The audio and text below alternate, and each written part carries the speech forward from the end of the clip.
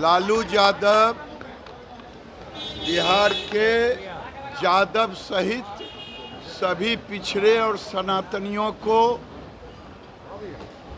मुस्लिम आरक्षण देकर के हिंदुओं पर प्रहार कर रहे हैं। नमस्कार, आप देख रहे हैं रब्जी लाइव और मैं हूं अभिषेक मिश्रा। देखिए, कल लोकसभा चुनाव का छठा चरण है और छठे चरण के तहत देश भर में कई लोकसभा सीटों पर वोटिंग होनी है। बिहार की अगर बात करें तो बिहार में 8 लोकसभा सीटों पर वोटिंग होनी है। और देखिए, लोकसभा चुनाव अब समाप्त होने को है, क्योंकि कल जब छठे चरण की वोटिंग समाप्त हो जाएगी तो बिहार की 32 लोकसभा की सीटें निपट जाएंगी। 40 में से 32 लोकसभा की सीटें, सिर्फ 8 लोकसभा की सीटें बचेंगी, जिस पर 1 जून को वोटिंग होनी है आखिरी चरण में। तो 5 चरण समाप्त हो चुके हैं लोकसभा के। छठे चरण की वोटिंग कल शाम तक समाप्त हो जाएगी। तो चुनाव समाप्त होने को है, लेकिन चुनाव को लेकर जो गहमागहमी है, चुनाव को लेकर जो बिहार की राजनीति की गर्माहट है, वो समाप्त होती हुई दिखाई नहीं दे रही है। वो समाप्त हुई दिखाई नहीं दे रही है।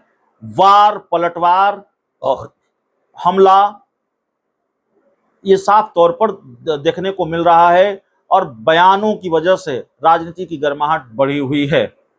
सम्राट चौधरी और गिरिराज सिंह आज दोनों फिर हमलावर थे। भारतीय जनता पार्टी के फायर ब्रांड नेता दोनों, सम्राट चौधरी और गिरिराज सिंह, दोनों को बीजेपी का फायर ब्रांड नेता माना जाता है और दोनों ने आज जमकर हमला बोला है लालू यादव पर और तमाम तरह की बातें कही हैं। क्या कहा है, जरा सुनिए। सम्राट जी, जहां पर प्रधानमंत्री का सभा हो रहा है वहीं पर अब योगी आदित्यनाथ जी का भी सभा हो रहा है।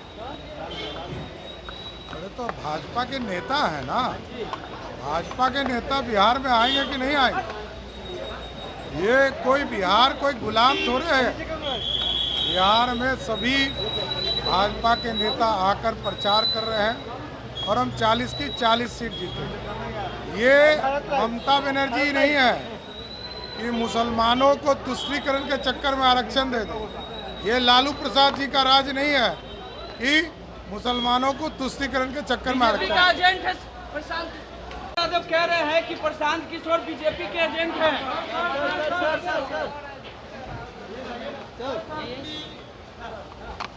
लालू यादव बिहार के यादव सहित सभी पिछड़े और सनातनियों को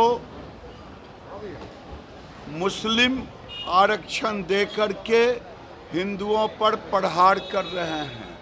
हार के डर से अब आने वाले दिन में ये कहीं आपको 4 तारीख को नमाज पढ़ते हुए दिखेंगे और राहुल गांधी कहीं टूरिस्ट प्लेस देखेंगे।